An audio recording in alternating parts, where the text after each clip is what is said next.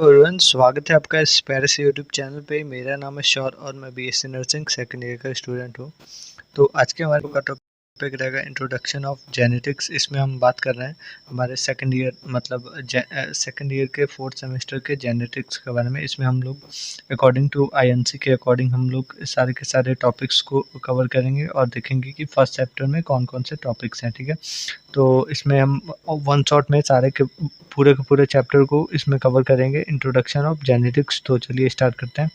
Firstly अगर देखें तो अगर आपको ये पीडीएफ चाहिए तो हमारे टेलीग्राम को भी ज्वाइन कर सकते हैं। आपको नीचे डिस्क्रिप्शन में लिंक मिल जाएगा, वहाँ से आप डाउनलोड कर सकते हैं।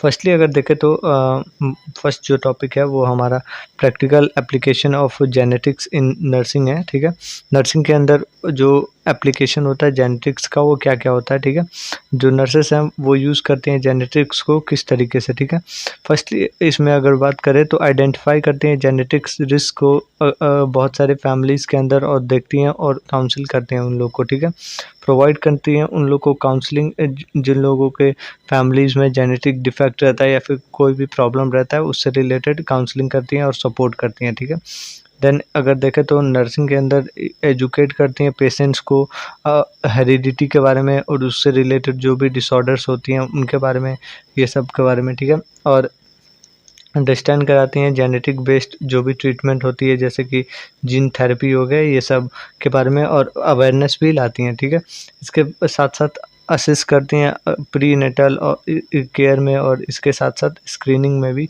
ठीक है, और यूज़ करती हैं अलग अलग जो फैमिली चार्ट हो फैमिली हिस्ट्री होती है और प्रिडिक्ट करती हैं जो भी हमारा डिजीज़ कंडीशन के रिस्क होने वाले रहते हैं उस सब में। ठीक है, नर्सिंग की बात हो रही है।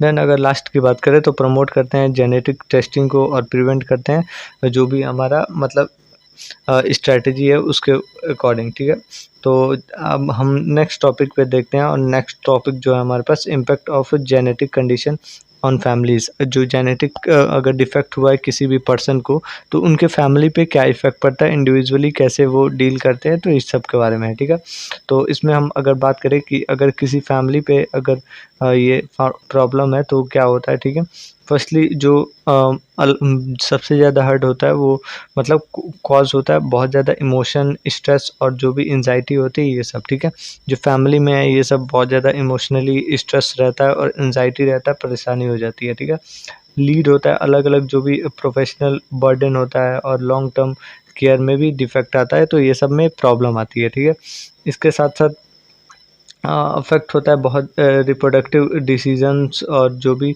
मतलब अलग-अलग कंडीशंस हैं, जैसे कि आने वाले फ्यूचर में ये डिफेक्ट हो सकता है, तो उससे रिप्रोडक्टिव डिसीज़न्स में भी चेंजेस आते हैं। ठीक है, राइज़ होता है जो भी कंसर्न होती है हमारे मतलब अलग-अलग जो फ्यूचर प्लानिंग हम लोग कर रहे हैं, फ्यूचर चिल्ड्रन प्लानिंग कर रहे हैं, तो उसके बारे में हम लोग सोचते हैं और ज़्यादा अवेयर होते हैं और हमारे साथ प्रॉब्लम शुरू हो जाती हैं। ठीक है, और इसके साथ रिक्वायर्ड होती है लॉन्ग लाइफ लॉन्ग मतलब लाइफ स्टाइल चेंज।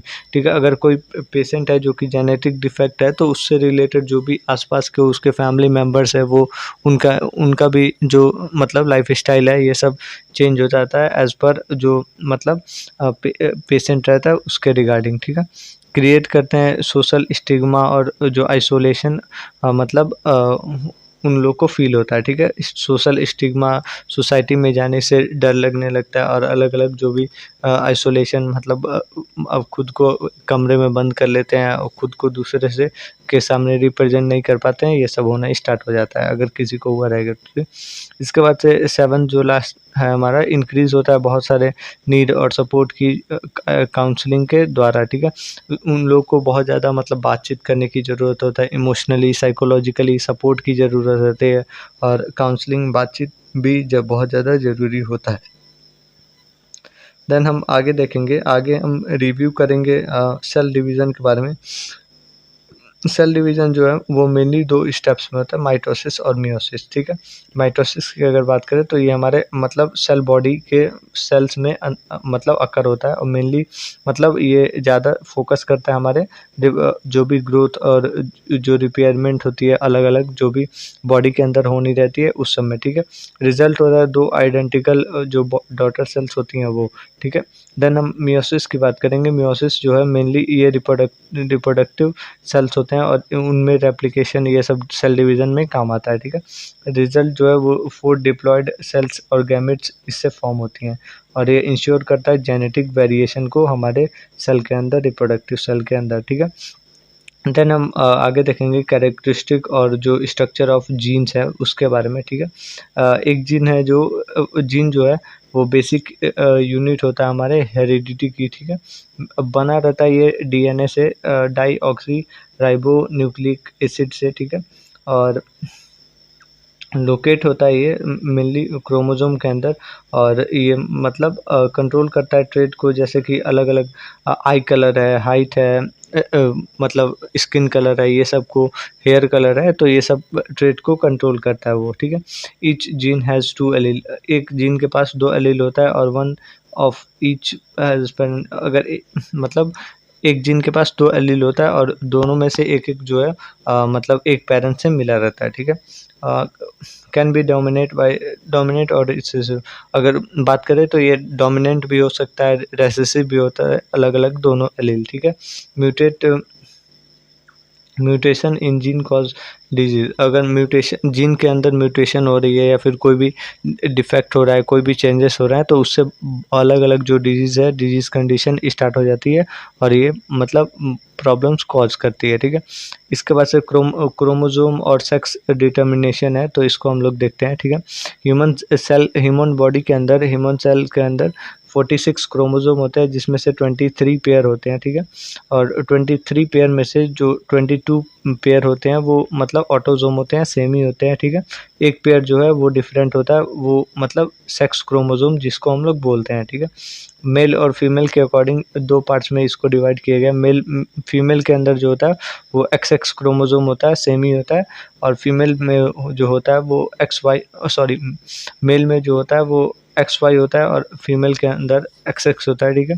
और इसमें जो है मेल जो है वो मतलब जेंडर डिफाइनिंग कैरेक्टर होता है और यही मतलब XY अगर जाएगा तो बॉय हो जाता है और XX जाता है तो ये गर्ल हो जाती है, ठीक है। तो इस तरीके से हमारा सेक्स डिटर्मिनेशन होता है। आप देख रहे हो सेक्स डिटर्मिनेशन बाय स्पर्म, ठीक है। X और Y पे डिपेंड होता है, अगर X गया तो फीमेल और Y गया तो मेल, ठीक है। तो ये फादर के द्वारा डिफाइंड होता है, ठीक है।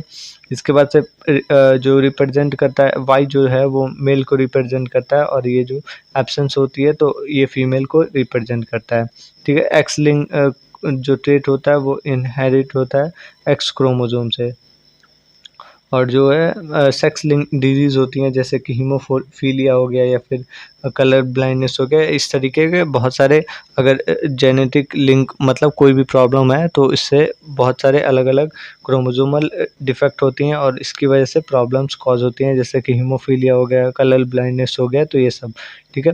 इसके बाद से हमारे पास 6 मतलब टॉपिक है, इसमें है हमारा क्रोमोसोमल एब्रीवेशन और एब्नॉर्मैलिटी, ठीक है। तो इसमें जो है चेंज हो जाते हैं नंबर और जो स्ट्रक्चर है क्रोमोसोम का, ठीक है। इसमें जो है नंबर्स की अगर बात करें तो नंबर्स में कुछ ऐसे चेंज होता है जैसे कि डाउन सिंड्रोम में जो है ट्राइसोमी हो जाती है 21 क्रोमोसोम के साथ, और टर्नर सिंड्रोम में जो लास्ट जो क्रोमोसोम होता है XY और XX में, तो यहाँ पे XO आ जाता है और ये चेंजेस आ जाते हैं, ठीक है। स्ट्रक्चरल में बात करें तो अलग-अलग जो स्ट्रक्चर एक दूसरे से ऐड होते हैं उसमें डिलीशन मतलब डिलीट हो जाता है या फिर डुप्लीकेट डबल हो जाता है या फिर इन्वर्स कोई भी आके जुड़ जाता है या फिर ट्रांसलोकेट हो जाता है या छोटा सा कोई हिस्सा है वो कहीं और जाके जुड़ जाता है। तो इस तरीके से अलग-अलग स्ट्रक्चरल भी चेंजेस से हो जाता है, ठीक है। और इस सब की वजह से क्या कॉज़ होता है, अलग-अलग जो मेंटल रिटार्डेशन होता है, फिज़िकल एबनॉर्मैलिटी हो जाती है, अलग-अलग जो फिज़िकली डिफेक्ट हो जाते हैं और जो मतलब फंक्शनली सही से काम नहीं कर पाते हैं, ठीक है। कैन बी डिटेक्ट बाय कैरियोटाइपी, ये जो कैरियोटाइपिंग होती है तो उससे हम लोग डिटेक्ट कर सकते हैं, जैसे कि क्रोमोसोम जो होता है क्रोमोसोम के टाइपिंग से, ये मतलब एक टेक्निक होती है, ठीक है। मे अकर ड्यू टू मियोसिस जो है वो मतलब रेप्लिकेशन के टाइम पे जो रिएक्शन हुआ है सेल डिवीज़न में रिएक्शन हुआ है तो उसकी वजह से ये कॉज़ होता है और ये मतलब प्रॉब्लम कॉज़ होता है, ठीक है। ऑफ्टन इनहेरिट और स्पॉन्टेनियस, ठीक है। ये इनहेरिट मतलब जो आपका हेरिडिटी है उससे भी मिल सकता है, और ये मतलब स्पॉन्टेनियस ऐसे भी कुछ हो सकता है डिफेक्ट की वजह से, ठीक है। Importance for prenatal screening, इसीलिए जो है बहुत ज़्यादा इम्पॉर्टेंट है प्री नेटल स्क्रीनिंग की। जो अगर आपका जो बच्चा है वो किस तरीके का है, कुछ डिफेक्ट तो नहीं है, ऐसे कुछ प्रॉब्लम्स कॉज नहीं होंगी, तो ये इसलिए बहुत ज़्यादा प्री नेटल स्क्रीनिंग इम्पॉर्टेंट है। अब हम नेक्स्ट आगे बढ़ते हैं और इसमें देखते हैं पैटर्न्स ऑफ इनहेरिटेंस, ठीक है। इसके पैटर्न को देखते हैं, ठीक है। ऑटोसोमल डोमिनेंट की बात करें तो ओनली वन एलील नीडेड, ठीक है। इसमें ओनली वन एलील नीडेड होता है, इससे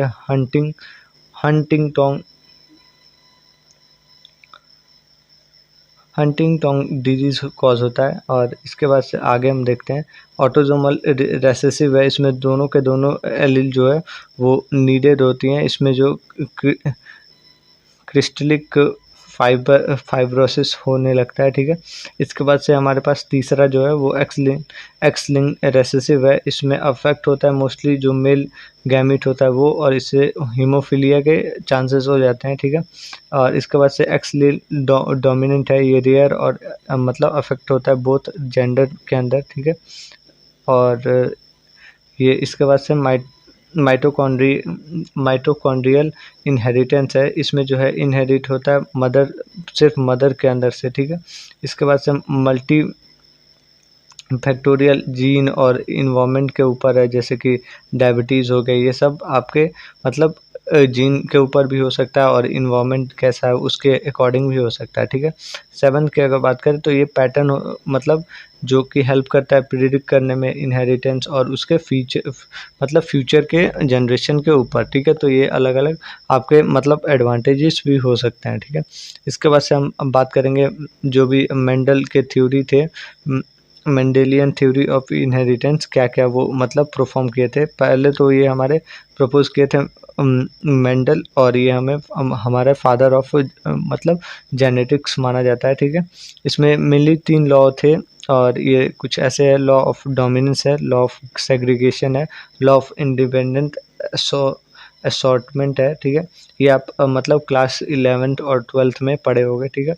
इसमें स्टडी किए थे वो मतलब पी प्लांट के ऊपर, और डिस्कवर किए थे डोमिनेंट और रेसेसिव ट्रेट को, लीड किए थे फाउंडेशन ऑफ मतलब मॉडर्न जो जेनेटिक्स है उसका, ठीक है। इसके बाद से अगर 9th की बात करें तो मल्टीपल एलील और उसके जो ब्लड ग्रुप्स है तो उसके बारे में है। मल्टीपल एलील की बात करें तो मल्टीपल एलील मोर देन 2 मतलब फॉर्म हो सकता है, मतलब एक जीन का। और इसमें जो है जैसे कि एग्जांपल यहाँ पे है ABO ब्लड ग्रुप है, मतलब blood group system is a example हो गया, ठीक है। इसमें जो है एलील की सॉरी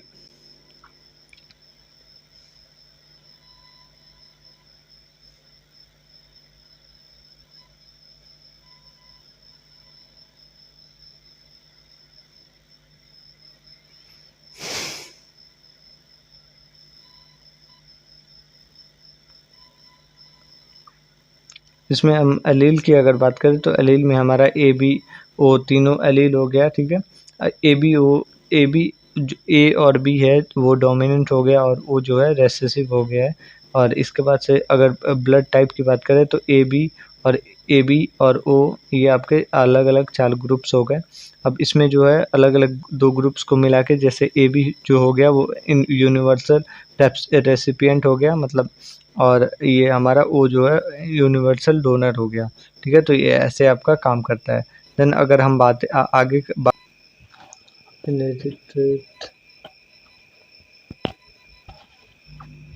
देन हमारे पास 10th नंबर है, इसमें सेक्स लिंक इनहेरिटेंस है। इसमें जो है इनहेरिटेंस ट्रेट देखते हैं जो कि लिंक होता है हमारे सेक्स क्रोमोसोम यूजुअली एक्स के मतलब ऊपर, ठीक है। इसमें जो है मोर जो मेल जो है मोर अफेक्टेड होता है XY से, और इसमें जो है मतलब एक्स जो है वो कोई बैकअप नहीं होता है एक्स के लिए, ठीक है। इसमें एग्जांपल्स की अगर बात करें तो एग्जांपल में आपका हीमोफीलिया हो गया, कलर ब्लाइंडनेस हो गया, मस्कुलर डिस्ट्रॉफी हो गया, तो ये सब आपके एग्जांपल हैं, ठीक है। मेनली कैरियर जो होती है वो मदर होती है और ये मतलब पास होता है हमारे सन के ऊपर, ठीक है। इसमें मेनली अगर बात करें तो इसमें अगर मान लो कि आप XX हो, ये फीमेल है और ये आपका मेल है XY, ठीक है। तो आपका जो अगर बच्चा हो रहा है तो ये जो है बेबी होगा तो आपका बेबी क्या होगा, XY होगा। तो आपका जो फादर है, फादर से आपका आया Y और ये मदर से आया X, तो 100% मतलब सन के ऊपर जाने के चांसेस हैं अगर मदर को हुआ है, ठीक है। तो इस तरीके से ये काम करता है। फीमेल जो है वो ज़्यादातर इसमें कैरियर होती हैं और ये ऐसे परफॉर्म करती हैं।